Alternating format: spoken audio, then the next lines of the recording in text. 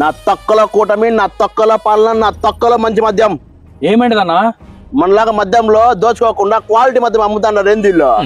మనం చూడు, ప్రపంచంలో ఏడ దొరకని సరుకు అమ్ముండాం.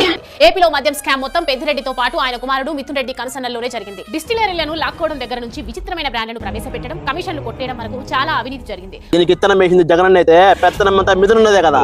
వాళ్ళ నానేమో గనులు అడవులు, ఈయనేమో కల్తీ మద్యం. బాగుందన్న తండ్రి బిడ్డ న్యాయం. ఇది వ్యాపారం. ఒక్కో మందు కేసుకి 450 చెప్పున 5 ఏళ్లలో 3000 కోట్లు మింగేసిన. నెలకు 60 కోట్ల చొప్పున మొత్తం 4 ఏళ్ల 2 నెలల్లో 3000 కోట్లు కొల్లగొట్టినట్లు తెలిసింది సిఐడి. ఆదాయం కోసం ప్రజల ఆరోగ్యంతో ఆడుకోవడం తప్పు కదన్నా. కల్తీ మధ్య తాగితే చస్తారన్నా. మాకు బాబాయ్ చేస్తేనే బాధ లేదు. మాకు కావాల్సింది ఓట్లు, సీట్లు, నోట్లు అంతే. దోసుకోవడంలో తగ్గేదేలా.